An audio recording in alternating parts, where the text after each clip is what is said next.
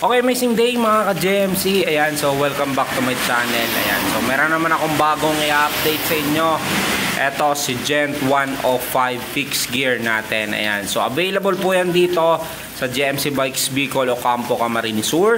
Ayan, so located po tayo, no? So pwede nyo i-Google Map, JMC Bikes Bicol. Dito lang po kami, San Francisco, Campo, Camarines Sur, in front of Shell Gasoline Station. Ayan. So ito, si Gent 105 fixed gear. Ayan. So kung kayo naghahanap ng murang fixie, pero alloy na, eto na, si Gent 105. Alamin natin yung specs niya, at saka magkano nga ba yung presyo natin dito sa JMC Bikes Bicol o Campo, Camarines Sur. Ayan. So umpisa natin. Pero bago ang lahat, please like and subscribe my YouTube channel, JMC Bike Check. Para updated kayo sa mga bagong parating saka mga bagong brand dito sa atin sa JMC Bike Bicol. Isa na natin. Let's go!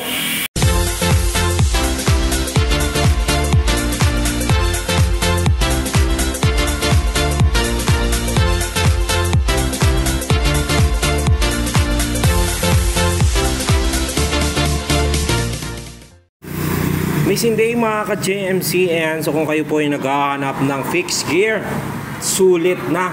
Ayan, so meron ako dito Gent 105 fixie. Ayan, so ito si Gent natin, bagong labas sa atin. Ito po ay alloy frame na. Ayan, so alloy frame. Ayan, size 52, standard size ni Gent natin 105. Ito ay alloy na, no? Ayan, kung mapapansin nyo, color blue with light blue, no?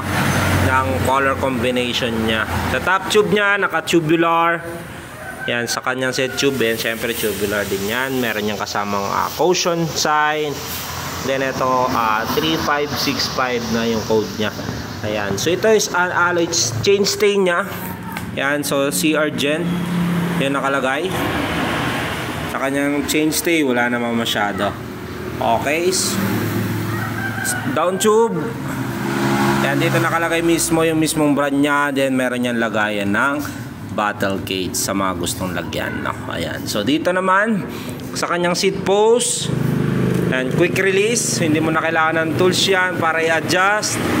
Size nito 27.2 by 300 mm. T4, T6, alloy 6061 material niya. Ayan. So sa kanyang pedal, isa stock pedal na pwede mo rin lagyan ng pedal strap. Yan, so meron yung butas dito, no? Pwede lagyan. Then yung saddle niya is a Gent ang brand. Ayan, so malambot pang road bike, pang fixie. Yan, seat post niya, no? Alloy na yan, parang naka backstroke siya. Ayan, palikod. Ayan. So dito naman sa crank niya, is an alloy din, Gent din po ito. Ito po ay 48. Then ito, silver bearing yung kanyang bottom bracket. Ayan. So alloy na po yung crank nito, no? Napakaganda. Then yung kanyang ito yung fixed gear. Ayan. So meron din yung free wheel sa mga gustong mag free wheel, no? Meron po yan. So kung hindi pa sanay sa fixie, may free wheel tayo dyan. Sa hub naman niya is a Gully brand. The same time yung kanyang hub, no, ayan, silver bearing na po yan. Kitang kita, silver bearing. Yung nagustuhan ko dito kay Gent is yung drop out nya. Ayan, makapal. Compare mo dun sa ibang mga lumabas na mga fixie na napakanipis, no. So yun lagi yung issue nila. Yun yung laging tanong, makapal po ba yung drop out? Ayan, so makapal po ito. The same time alloy na po yung frame nya. So yung rim naman nya is an alloy din.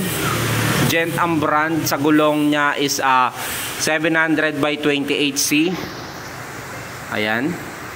So yan na po yung malapad na gulong ng isang road bike. Pero ito po ay fixed gear. Napakaganda na po nito sa mga newbie na mag fixed gear. Isa ito sa sulit na prepare ko para sa inyo. Kanya yung head tube.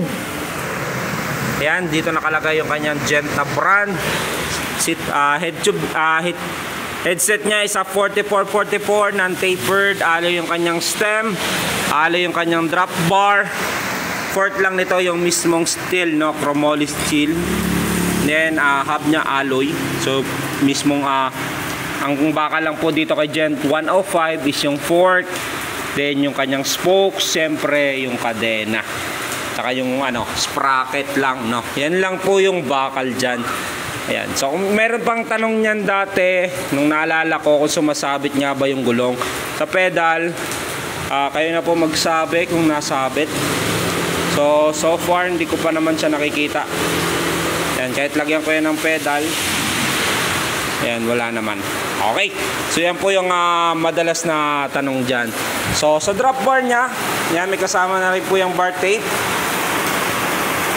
Yan, standard po ito, 25.4. Ganun din yung stem nya ay alloy na 25.4 din po ito. Yung size ng stem, no? So yan po yung si Gent natin 105 fixed gear.